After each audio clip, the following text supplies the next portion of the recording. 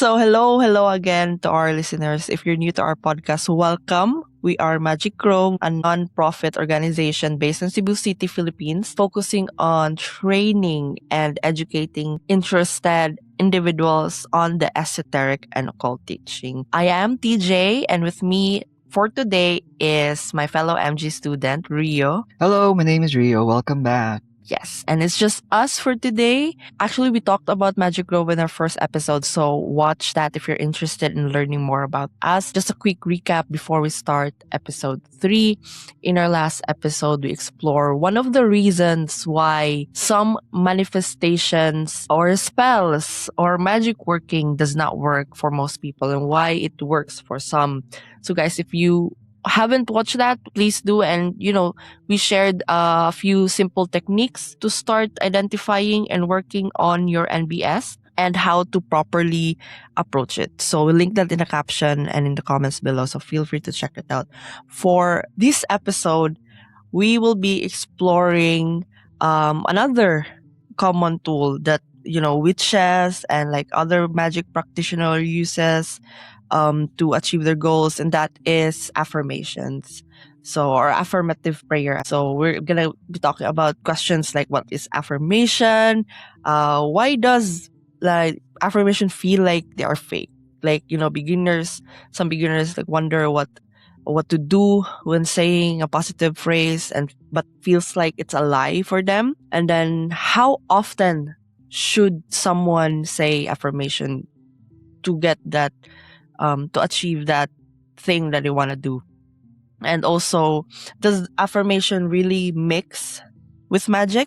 And how does that really work? Probably seen that in like wellness TikToks or like witch talks, self-help videos, or di ba Rio, mga mindset coach videos online. So it's very prevalent jud na kana na term, but we're just gonna explore it through the lens of, what Magic Grove teaches. Welcome to Magic Grove's Afterclass podcast, where we take real experiences, whether it's normal, paranormal, or supernatural, and explore them through the lens of practical magic, uncovering what it truly means to live a happy and fulfilled life. So whether you are a curious newcomer or a longtime seeker, sit back, relax, and enjoy the conversation. Let's get into it. Right, so I guess let's start with like the common problems with in terms of like affirmations and what we sa tingin ni Morio, like I'm gonna notice related to that, and like what is the problem with using affirmations? A lot of people confuse affirmative prayer with positive thinking. A lot of people been saying their affirmations for like months, for years, and then nothing happens. They're still stuck. They're not seeing changes. They're still unhappy.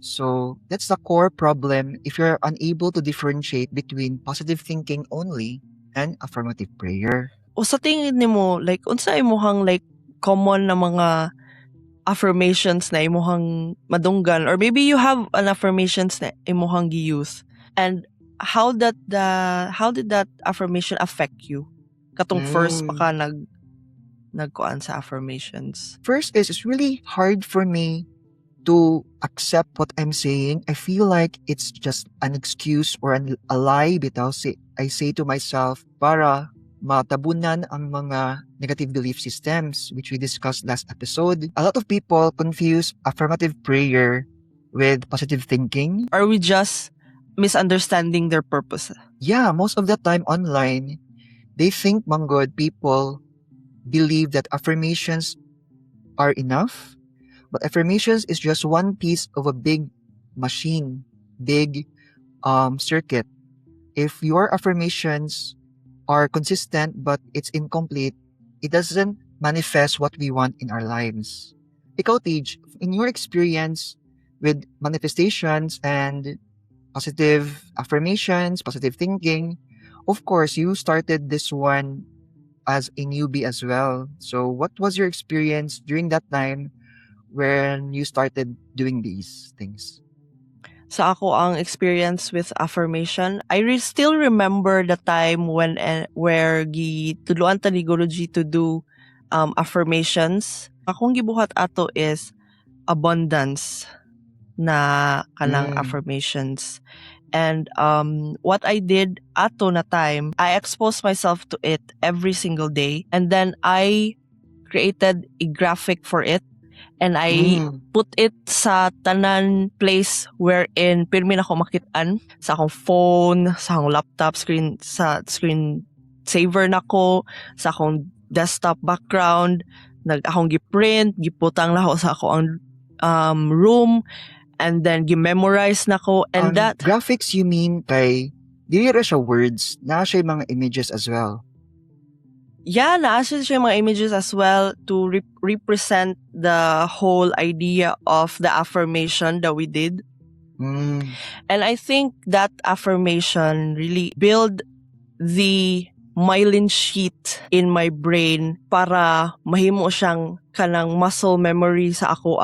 The more I repeat it to myself, the more ang ako ang brain dili mo go against it.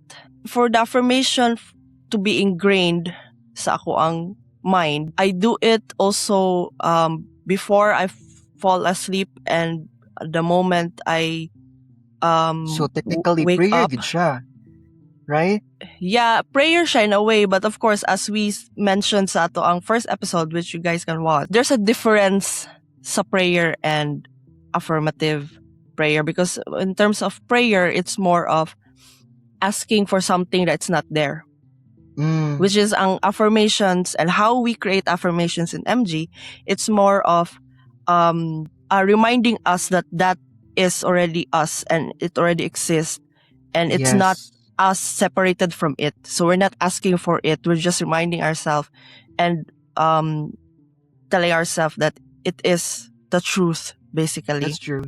You know what? I like what you've said nga. You're exposing yourself to your affirmations all around you, because even if I pray every day, do the affirmations, do positive thinking, it's always in my mind. But if I always expose myself to images that's contrary to that belief, mura siya ma-balance out. So 50-50. Dili siya mo 100% na ako ang experience or ma-lived in sa akong life. So that's also one thing that's missing online. They always saying think about this, but they don't really saying do not expose your thinking, your subconscious mind to negative news, negative beliefs, or negative people, because mo break even bitaw siya. Yeah. Kay you're trying to pray for something, but you're still accepting, and our system, our mind can only it's always a sponge. So, mag-ilog yapon sila ba? So, di siya 100%. Naay say tendency ang mga tao no na if they don't see it, they forget it. The knowingness, I think that's the foundation good for a very good affirmative prayer. That's for me. And also, like, ako ang ikuan sad katong process nako. Kuan man go during the day. No, ang imuha magong conscious mind acts like a strict na security guard. Yeah. If you're basically like if you're not calm, you're in a stressful environment, and then you do your affirmations, you say, I am financially abundant. Ang imong conscious mind na guard, it would immediately check if tinuod ba na. So, ikaw, as someone na walay knowingness, or as someone na murag dili nila consciously aware on what they do, suddenly ilaha day yung i-check ilahang bank account. Because the conscious mind tells you na sure ka? Financial abundant ba? Check na to imong bank account. And then i-call out din kasi imong conscious mind, and then mo i-reject dayon sa imong conscious mind ang thought before it even reach your subconscious. That's actually my thing I mentioned earlier sa akong experience. I feel like I'm lying to myself. Yeah. Because mura kong always mag-compare bitaw. I always forget nga it's a process. Or always think nga automatic bitaw siya nga mo abot without kanang doing the step-by-step process.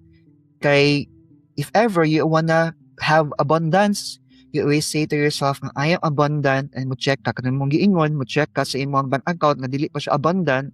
And then, mawala imong knowingness or the knowledge nga it's already yours, that's knowingness, mawala siya, ma-disheartened na dayon, and na dayon pa dayon, mahimo na sila og cynical regarding sa kanang these practices.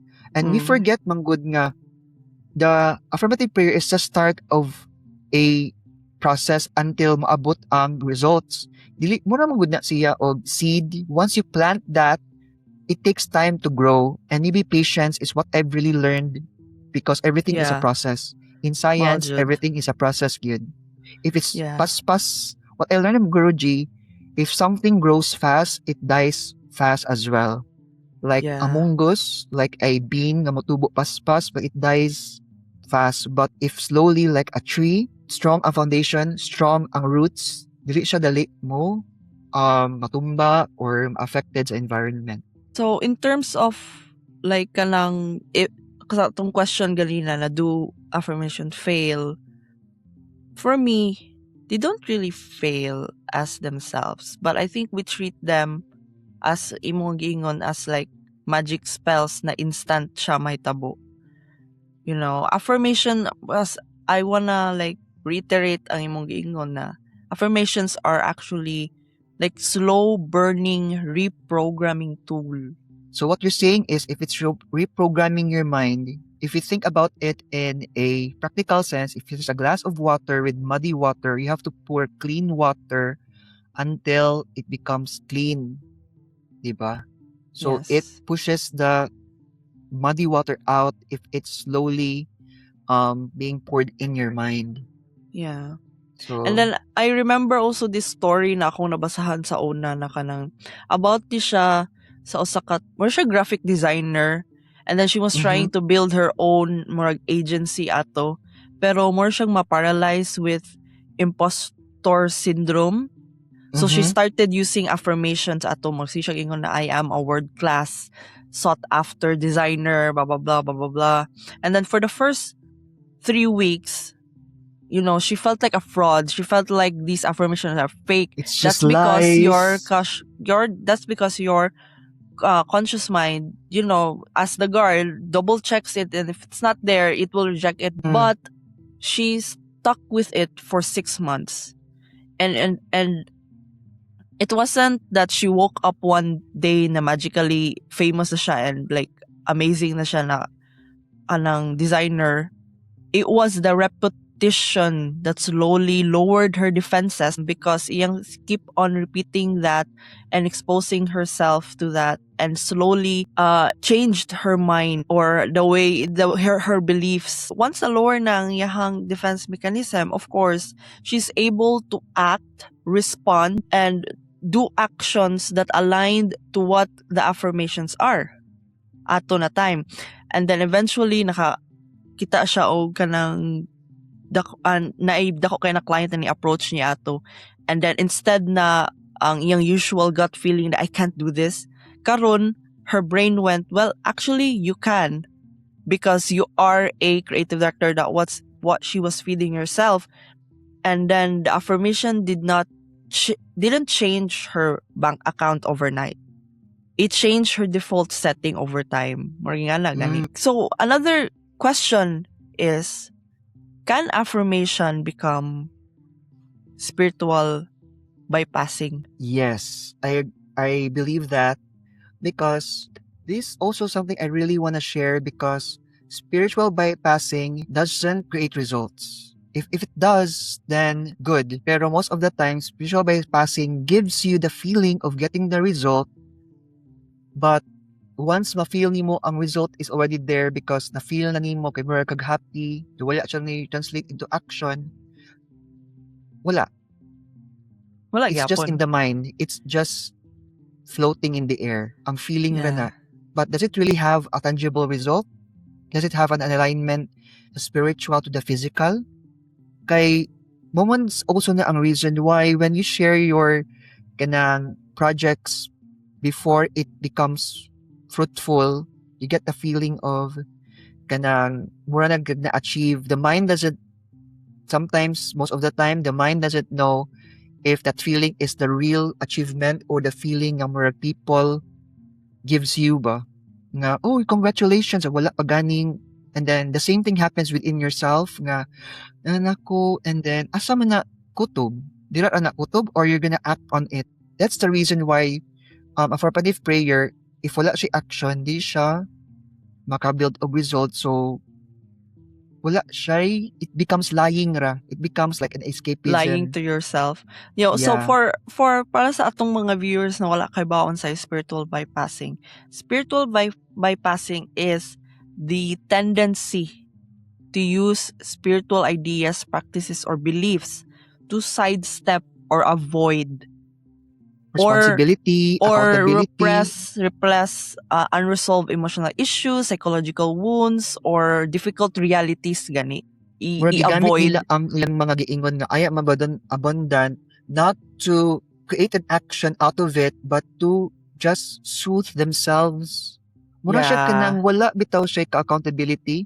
I'm just doing this, but okay, that's not necessarily bad, but what are you gonna do about it? That's Yeah. supposed to be just the start. Yeah, common kaayo na manifestation aning spiritual bypassing no kay kaning toxic positivity, which is imong kuan ganina kanang phrase na everything's happened for a reason, just stay positive, just stay positive, just stay positive, affirmation, just stay positive. Because that dismisses grief, trauma, and legitimate pain, and just bypassing your actual feelings, diba, by putting the true. affirmation of just stay positive, So or everything it- happens for a reason, diba? that becomes a band-aid solution. So, ang toxic positivity, what happens kay, it will become a band-aid solution rather than addressing the real systemic problem.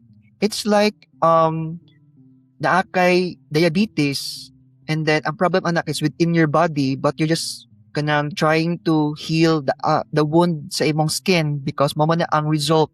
So, having a diabetes, di ba? Wala nimo siya gi-injectan o kinang tambal para ma-lessen na siya, mura na nagbutang na ka o kinang band-aid within your skin. So, yan na siya nga idea if gamit ka og positive thinking only. Kaning mga bypassing na mga actions, no, they themselves are kanang could help with mental and physical issues, or like it has some benefits to it, but using them as a shield against the messy parts of being human na dili nimo ganahan core problem, the core ganahan cause. nimong i-avoid ang conflict, it stops the personal growth manggon, and then leaves That's true. katoy mong ingon, leaves underlying trauma unaddressed, or like dili na siya makuan ang actual core problem, and you're just putting like a band-aid sa ibabaw na just stay positive, and then Yeah, it doesn't really mean do- bad ang pagbutang Yeah. o band-aid, but it doesn't address the real cause of the problem. sometimes no affirmations jud can become spiritual Toxic. bypassing jud and toxic. The Careful second, kita, ana. careful jud ta ana, and the second na muingong kag ayam abundant, if imuhan na siyang i-use as a shield to block you from the feeling of fear, shame, and grief, it's just using good vibes only as an emotional rug to sweep all your dirty laundry under. If That's you're true. terrified about paying rent, and you just scream balik-balik sa imong self na I am financially free, over the top of the terror or the fear that you feel, you aren't healing. You're just You're not yelling healing. your own pain masked as affirmation. You know why?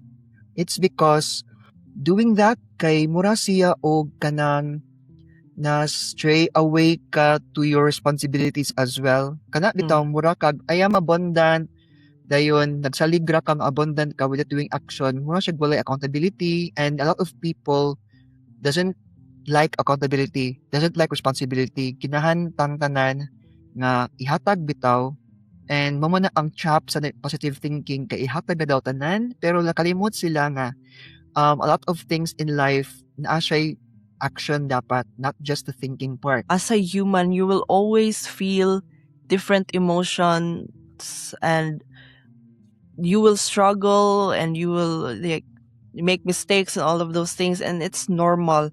You don't have to deny them gani with you're using affirmations to hide all of them.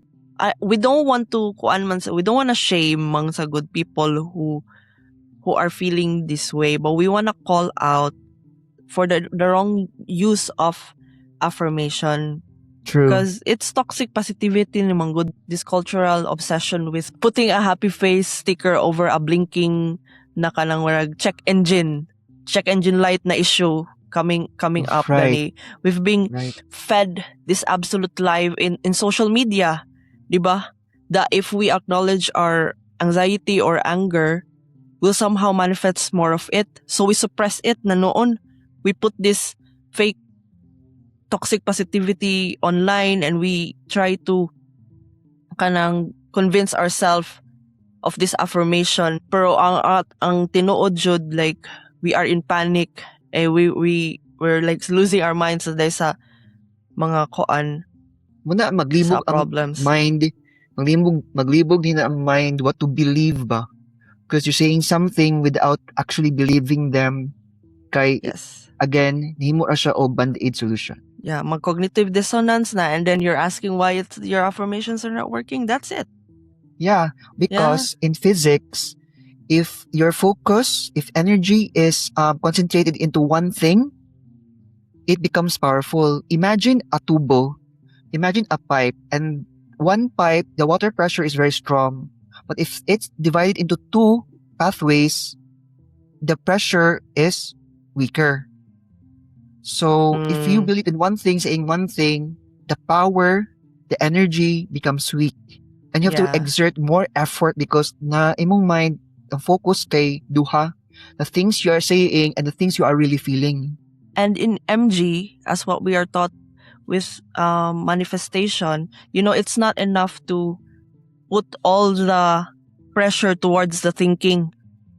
But sa emotions, kuan di ay panic, scared, and kuan di ay it has to align. It has to align. And and your mind should not reject the thinking. If your mind rejects the thinking, the pressure won't go into the emotions and into the actions, which you need all those three to actually make it happen. People forget nga they live in a physical plane. Yeah. We don't just live in a mental plane where just positive thinking is enough. It should have physical action because you cannot separate from yourself from the physical realm. So what you've said earlier, sad nga kana bitong it should drive the positive thinking, should inspire action. We are mind, body, and spirit. That's the lesson in MG. We're not just mind, we're not just spirit. We live in a physical body. And also, like, kanisang another cultural trap. Kaning fake it till you make it. We are constantly told, just act like you are there already. Just dress up. Which all goes into the action part, diba, of manifestation. Just dress up. Just talk about that you already won. Just pretend that you already have confidence. Just pretend that you already have money and spend all your money na naa karon sa emuha. Fake it. That's wrong. Because when it comes to your internal world manggod, faking it is a recipe of kanang nervous breakdown gani. Because your nervous system, like our mind is very smart. It knows the difference of what's true, grounded, safety, and what is a desperate cover up. When you try to fake it through chronic stress or trauma, your body registers that disconnect as a threat. So exactly, you're basically essentially gaslighting yourself. And you know what's bad about that? In science, in physical manifestations sa body, the cortisol level, the adrenaline, the stress hormones in my body always registers stress as it is. Like, it doesn't make a difference if your stress level is because of your faking it or you're being chased by a lion. And what happens to your body? Sakit ka because you know you're lying to yourself and it's not true. And you cannot sleep at night because wala kay good foundation, and it doesn't help you create the wealth you want because sakit na ka.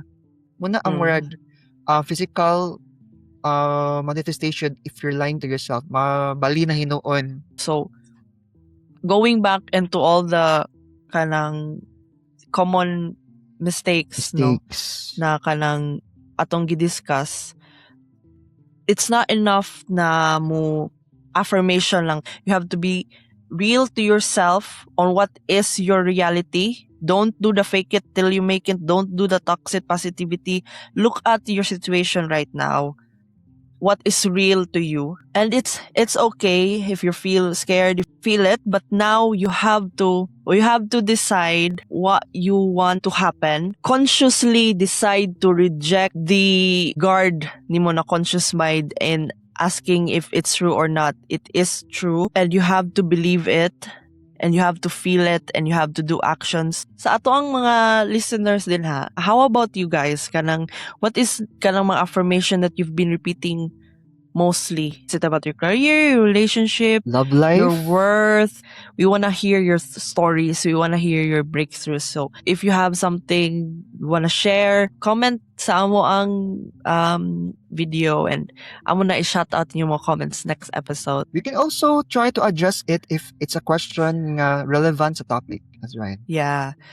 So we'd love to hear from you guys. So circling back lang, positive thinking is basically not transformation. It's repeating words is not the same as changing the consciousness. So if positive thinking alone isn't transformation, if repeating words isn't the same as actually changing, then what are affirmations even for, diba? So, if we say that affirmations aren't enough, there's affirmative prayer. And that's what we do as MG.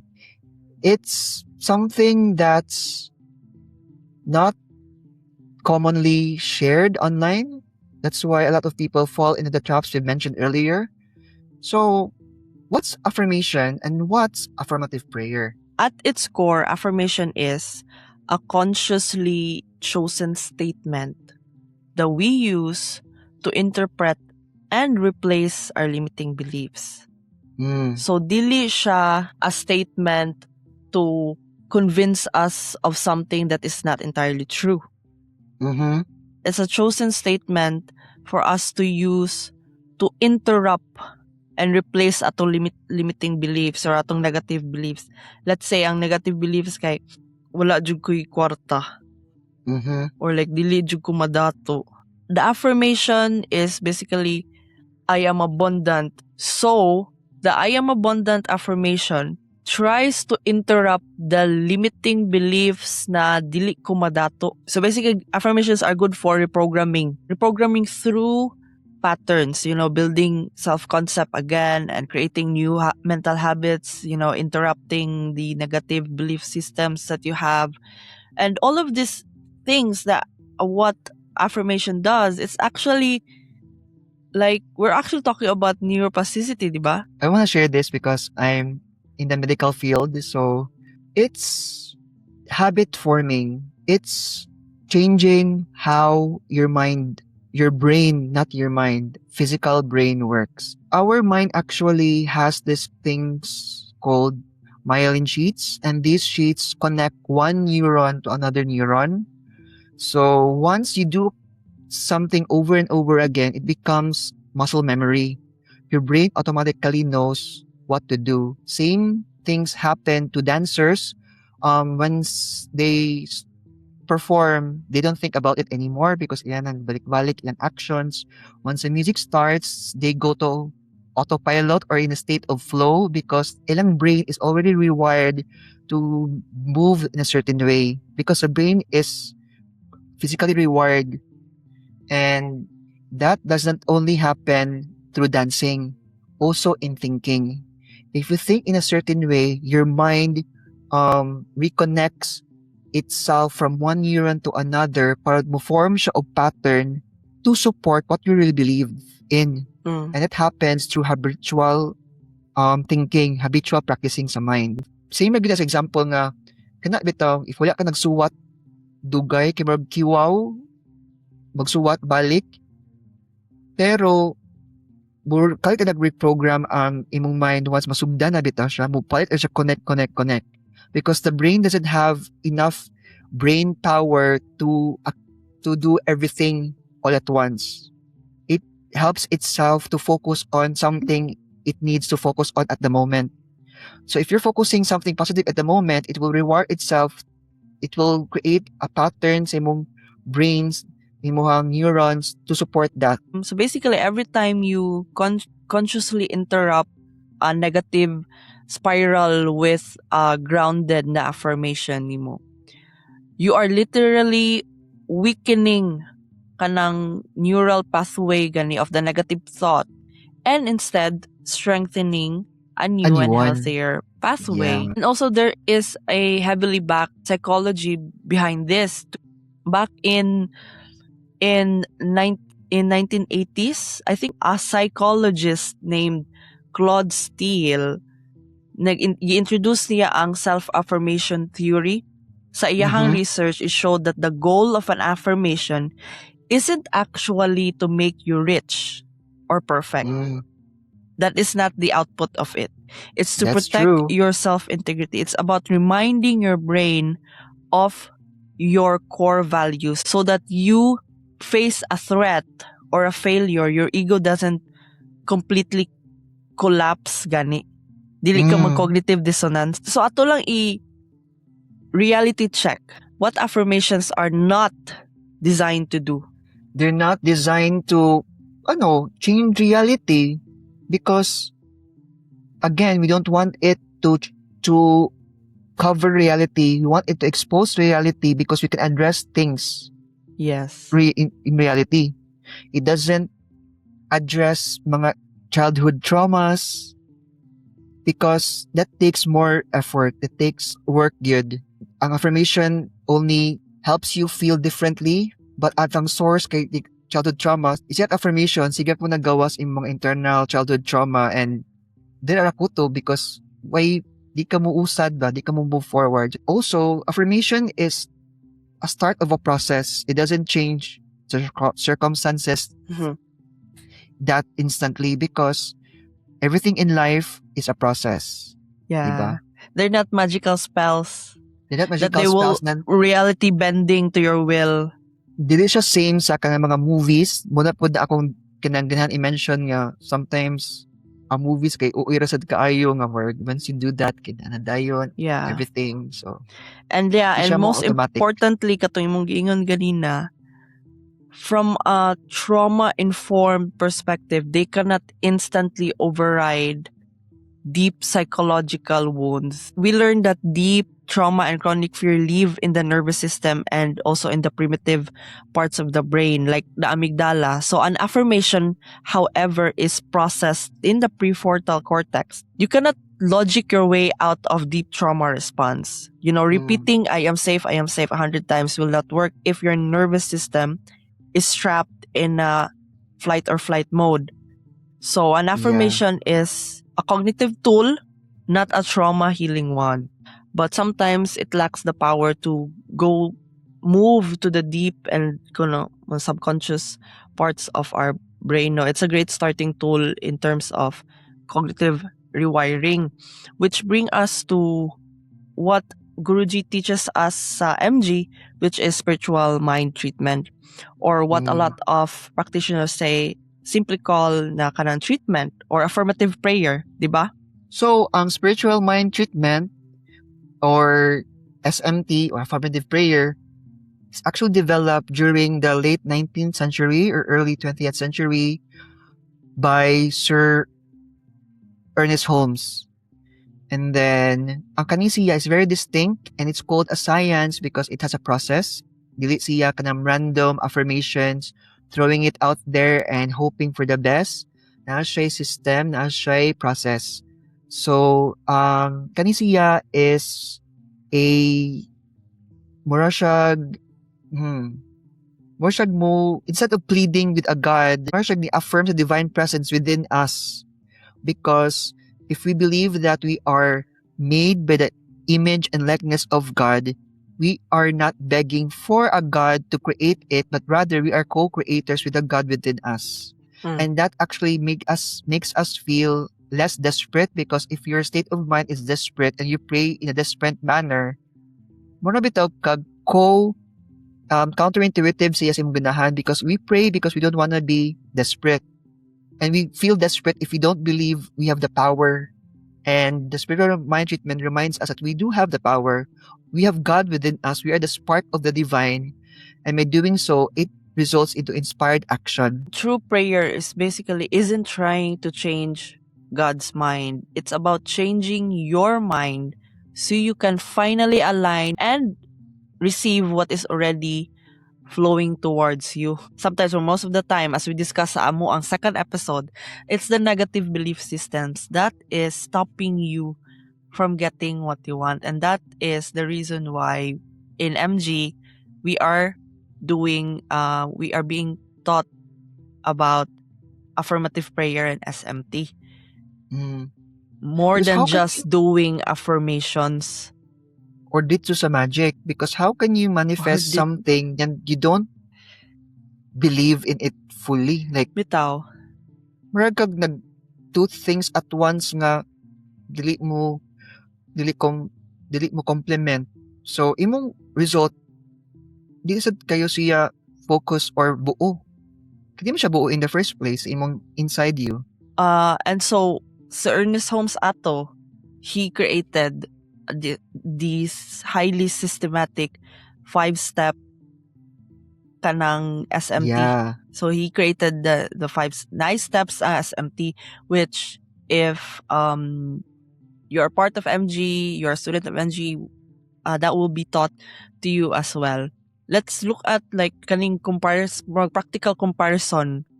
So diba, an affirmation changes your thought, affirmative prayer changes your consciousness.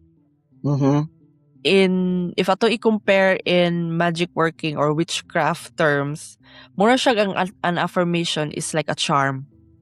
Pero ang SMT is a full ritual working jud. Kaya ang affirmation, it repeats a truth raman, and ang affirmative prayer, it realizes a truth. Mura siya ang charm, you can say on the go. Ang SMT or ang ritual working demands your full presence, it requires your full will, your full belief. Same as casting like any real spells, diba? Because ang affirmation works with the mind, ang affirmative prayer works with mind, body, and spirit. It's the 3 factors that you need to manifest anything and to do a successful magic. So let's start sa steps. Kanang mga common na koan issues, and let's compare affirmation and SMT and dissect the 5 steps sa SMT. So let's take kaning financial stress. So kung mag-affirmation ka ana, di ba, ang ikuan ka, I am abundant. I am abundant, money flows through me. Oh, sa SMT, we do the whole shebang of the 5 steps, di ba? Kanang, we say na there is one infinite source of supply and I am never separated from it. My worth is not measured by what is in my account. It is inherently, and provision flows through me as naturally as it flows through all creation. I am grateful to this abundance and I accept my good now. So, Yeah, good. Taas kay siya, pero if you remember, affirmations are different from SMT. Affirmative prayer, it's a 5-step treatment that not just treats the mind but tackles mind, body, and spirit. So taas siya. Although pwede nimo siya ma-shorten, of course, with para sa yun siya isulti sa inyo. But this is just an example na amo ang i-share sa inyo ha. So, sa katong statement ganina, di ba, naman to yung 5 steps, di ba? Sige to ang 5 steps. Recognition. You have to recognize nga there is a source of the infinite good. Mo to ang first line. So, right? First line, diba? So, ang first line, recognition. There is one infinite source of supply. And then second is unification. You're aligned. You are one with that infinite supply. So sa second line, katong, I am never separated from it. Or I am one with it. And realization, nice same realization actually earlier. Sa ganing to? So my worth is not measured by what's in my account. It is inherent, and provision flows to me as naturally as it flows through all creation. Yeah. For all this home, model ni ang pinaka-treatment part sa prayer. So, di ba naingon mo ta nga, you're trying to counter the thinking na I don't have enough money. So, kani siya nga part, kay you realize nga there's divine intelligence through you. Ana, recognize the opportunity clearly and use my abilities creatively. I am receptive to greater abundance. Bitaw. Because imo naman siyang declare. Next is gratitude. Because once you say gratitude, kay you declare nga it's already done. It's finished. It's in you because you're the source. It's already there. Yes, so I am basically katong part na I am grateful for this abundance. So, you know why na gratitude before seeing results? Because within the metaphysics sa science of mind, gratitude represents acceptance. You aren't desperately checking whether your prayer worked manggod. If it's more like it's there, so you accept already. Wala ni mo siya gi-resist, wala ni mo siya gi-push back. Imo siyang gi-usher towards you through your gratitude. I just wanna add sad na in terms of gratitude, diba, how would you feel and what would you say if naabot na ang imuhang ganahan, diba? Thank you. You say thank you. You say you are grateful because there is no time is relative basically. All that matter is now. Sure. So everything you know is what? happening in the now. People will ask what is that? Wano only time is now, because if you speak about the past, you're speaking about the past in the present. If you speak about the future, you're speaking about the future in present tense, in the presence. Present, diba? So, muna makaingon mi nga there's only time is now. If you only pray nga will come, it's always it's always in the future tense, kadili siya moabot sa imuhang present life. So, murag wala yung gapon mo siya kay accept through the words you speak. Yeah. So, muna siya. And then last is ang release, which is also very important. Diba? You have to have that release kay if wala kay release, you get anxious. Wala kay dili ma-practice imong knowingness or imong faith nga it's already there because dili mo siya ma-let go. You have to let it go, let the universe do its bidding. Yeah, and mo to ang part na I accept my good now. So you release it into the universe. Mura siya ba og kanang if magluto ka og cake sa oven. Di ba if once imuhang ibutang dito and you followed all the instructions, ibutang nimo ang cake sa oven, dili man ka magsigig abli ko i-check kung nagluto ba jud ang oven or di. Diba, unless gubaon nimong oven, which is gubaon ng imuhang internal model, so ang imuhang negative belief systems, then mo lang magsige kag tan-aw. So dili na nimo kailangan isig balik-balik og check sig abli ang kuan. If magsige kag abli sa pan sa oven, then duge siya maluto kasi makag-abli. So mo nang you have to release ang imuhang affirmative prayer. Question though. Kapila balikon ang prayer? 21 days. So, may naka-difference ana sa pag-abli sa oven if you have to repeat it in 21 days because in science, habits form after 21 days. One. But the difference is, kana bitang, di ka mag-think sa result. I-release na nimo, dili siya kanan, i-hold nimo siya 24/7 because your mind is powerful. It influences your reality ba or the energy around you because naman yung frequency ang mind naman na siya yung murag kanan mga signals ng hatag, and once you keep on thinking that murag bitaw ma-distract ang murag builds imong ganahan. Once you keep that 24/7 sa imong mind muna after prayer hindi mo siya i-release, not necessarily nga kanang balik ka prayer for 21 days. More na yung nasa mind always. And also, repeating the prayer will also help you to build those myelin sheaths and to replace those mga limiting beliefs na imuha and make the new um affirmations stronger sa True. imuhang mind, di ba? Most na ang reason nga nagitawag ni Ernest Holmes nga treatment ni siya because we are not treating God, we're treating our consciousness again to be aligned with the God or the unlimited source of goodness. So science of mind would regard these consciousness as the main influence of how we experience and respond sa atong life. Kani, I'm sure mag-ask ang mga viewers na to, when's the best time to do SMT? The best time to pray is before you sleep or after you wake up.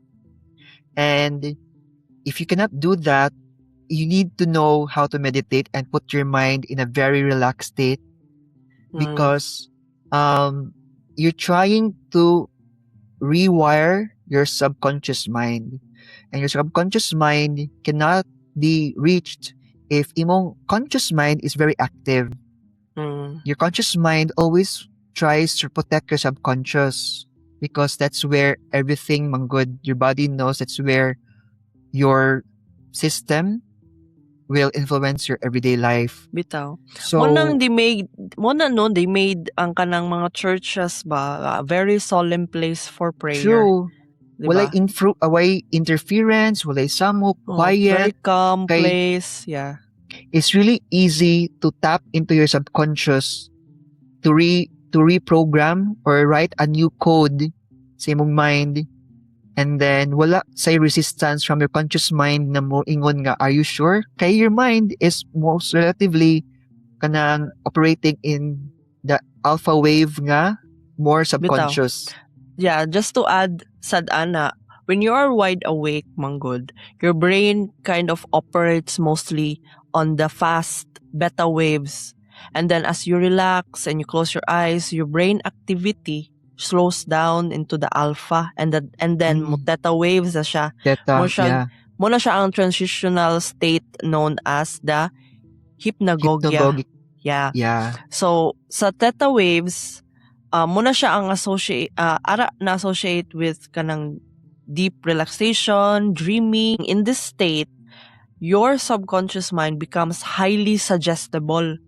So, it True. accepts new data, kato imong giingon na new code, without trying to analyze and debate it or reject it. True. So, muna siya ang reason why sa MG, we try to do our affirmative prayers while on meditation before we actually sleep and when we just wake up, because those phases, those are the theta waves na part sa imong brain. Enough nga you have the little bit of consciousness to say your prayer, but not enough consciousness to debate what you're saying. Bitaw. And also, the way our brain works, manggod, the brain doesn't actually turns off when you sleep. True. It actually still works. It goes to the work organizing your day. State. Yeah. So whatever thoughts, emotions, or phrases are active in your mind right before you cross over sa delta waves, which is deep sleep na, the brain reviews these final thoughts during sleep and then they weave them into your long-term memory. Our brain has limited if USB ni siya, if dili siya mag-sweep sa mga unnecessary kanang mga na-store, di siya ka-function, muhang, mulag siya. So, more siya self kanang processing sa brain ba mo. So, may mga memory, mga experiences within the day nga, atong store, atong kalimtan ra. Yeah. So, muna siya nga part nga kanang unsay masud sa subconscious during this time na naghatod ang nindot unta ang padungta dira nga state is naghatod is ang mga positive affirmation kay if mo na siya ang madawat sa brain and nananakay kanang belief and conviction about it, mupilit siya. So also mo siya kanang mo balance out sa mga negative thinking sa dimo nga mga residue. So balik-balikon, ma-overpower ni ang negative thinking na imong githink. One more thing, in doing the SMT or affirmative prayer, is not enough just to say the words, just throwing out the words out there na walay focus, because there's no power behind the words. Dapat na siya sense of realness, na siya kanang visualization, because if the brain can partially rehearse an experience before physically performing it or physically receiving what you want, then visualization becomes a way of mentally practicing your desired action, sensation, or emotional states na kanang ready na siya madawat once it happens. Because if imong body dili prepared nga madawat ana, wala siya ka-rehearse nga madawat na siya, once it really happens, mo question ka kay imong body kay mo resist. So I think that would be another. Yeah, I think we've covered a lot of ground today, Sajud. So, key takeaways lang out from all out of all that we've discussed and explored today. So, affirmative prayer, spiritual mind treatment is your deep ritual work on yourself. It changes not just what you're saying, but what you actually are in consciousness and what you do. Before we wrap up karon na episode, we wanna leave you guys with a challenge, which we did this when we were studying MM. We wanna share this to you guys if you guys wanna do this. So choose like one area sa inyong life na you wanna do or you wanna achieve or yun na may goal, and then create one affirmation, and then create one simple SMT based sa amo ang gi-share ganina. If na may questions on how to do SMT or something, you can always kanang comment below or message us sa amo Facebook. And then practice both daily for 7 days. And then you journal it. You journal your thoughts, you journal your feelings, you journal the synchronicities and mga insights in you. And let us know if you want to share it, if it was successful or how did it go. Comment it below or message us on Facebook. This is going to be your homework until we meet again sa ang next episode. It really helped us sa MG, so we want to give it back to anyone who is interested to improve. So that is your homework, and we're gonna love and leave you guys. Next episode, we're gonna explore visualization and meditation and how those tools help us to achieve the goals that we want, do better magic work, and improve. And I want to say thank you for everyone. If you reached this far sa among podcast, sa YouTube or anywhere, thank you so much. And we'll see you in the next episode. It's gonna be exciting and there's more after that. So stay tuned. Especially abot na to sa November, so we're gonna talk a lot about paranormal, supernatural, all of those stuff. So thank you again for listening. We're gonna love and leave you guys. Have a great day. Bye. If you enjoyed this episode, please feel free to like and subscribe wherever you found us, and share this to someone you think needs to hear it. Thank you again for listening. See you in the next one. And as always, are you happy?